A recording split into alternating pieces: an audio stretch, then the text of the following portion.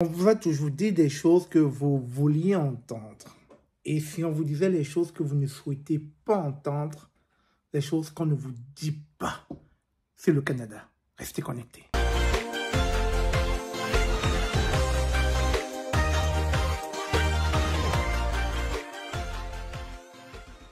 Bonjour, bonsoir. Bienvenue sur la chaîne de l'immigration et de l'entrepreneuriat. Si c'est la première fois que tu arrives sur cette chaîne, mon nom est Stéphane Chouapi. Ici, nous vous parlons d'immigration et d'entrepreneuriat.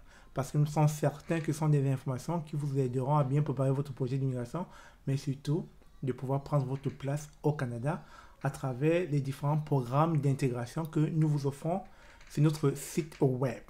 Alors, ce sont des thèmes qui vous intéressent. Je vous invite donc à vous abonner sur cette chaîne pour ne pas manquer l'apparition de nos nombreuses vidéos. Dans cette vidéo, j'ai relevé 5 points que vous devez savoir concernant le Canada. La première des choses que j'ai remarqué depuis plusieurs années que je vis ici, ce sont les constructions, les routes.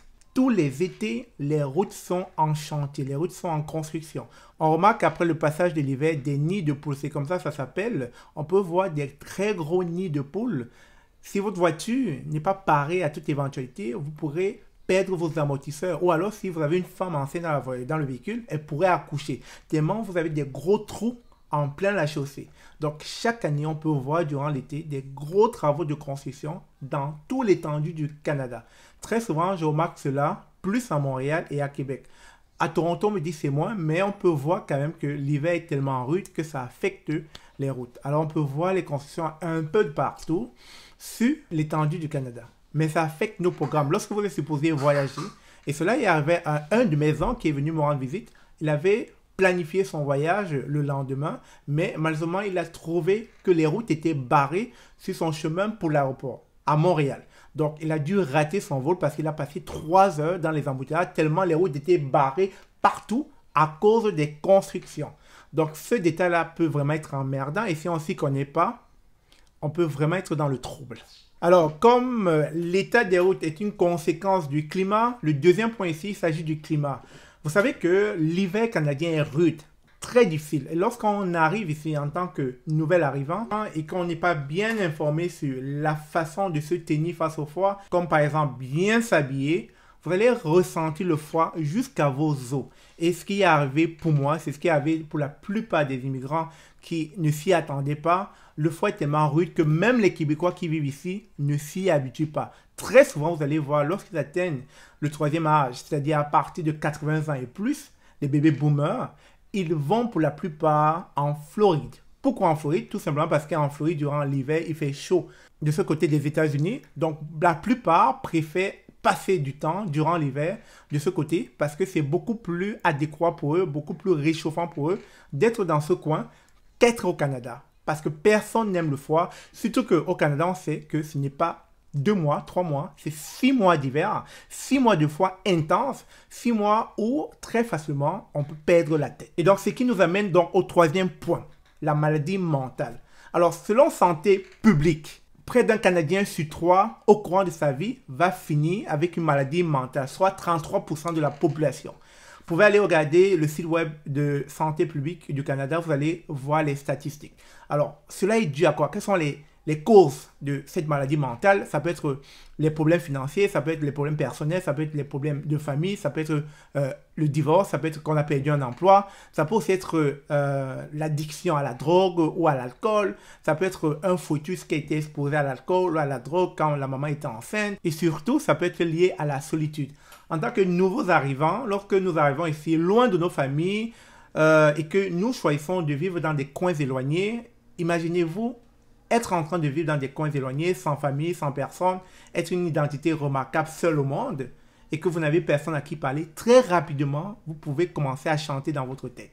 Et petit à petit, sans s'en rendre compte, ça vient tellement vite que lorsque on voit les premiers signes, on est déjà un peu fou. Et c'est la raison donc pour laquelle on demande à chaque immigrant de toujours aller vers une certaine communauté. Pas forcément ta communauté. C'est bien d'aller vers les gens, vers les autres, s'exprimer, dialoguer, partager. Parce qu'en restant toujours cloîtré chez vous, enfermé, ça ne vous aide pas. Surtout qu'il y a trop de pression dans la société canadienne.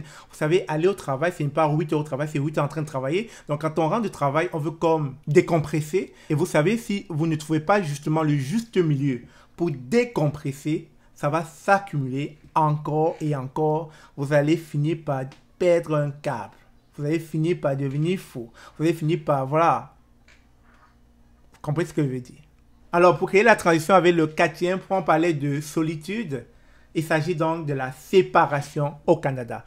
Même Statistique Canada n'est pas encore clair avec le taux de séparation. Par contre, Statistique Canada, ce qu'elle fait, il nous revêt quand même des taux en lien avec le divorce. Selon Statistique Canada, le divorce a beaucoup diminué ces 10 dernières années parce que le taux de divorce en 1991 était élevé, en 2001 était élevé, mais à partir de 2016, ça aurait diminué selon Statistique Canada. On parle de divorce.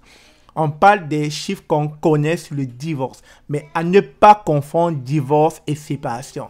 Le taux de séparation est criard. Parce que, malheureusement, Statistique Canada n'arrive pas à aller chercher ces chiffres. Et je n'ai pas besoin de vous l'expliquer. On peut rencontrer du monde. Alors, je profite même pour vous demander de faire un exercice, ceux qui vivent au Canada. Prenez 20 de vos amis autour de vous.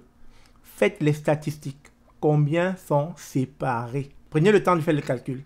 Et puis, dites-moi dans les commentaires, autour de vous, vos amis, combien rencontrez-vous et combien sont séparés et combien sont encore en mariage ou encore combien sont encore en conjoint de fait. Alors, pour terminer, l'un des points qui ne semble plus être un point anormal au Canada, c'est le racisme déguisé, le racisme systémique, le racisme qui ne laisserait pas entrevoir qu'un Canadien ne vous veut pas dans son pays.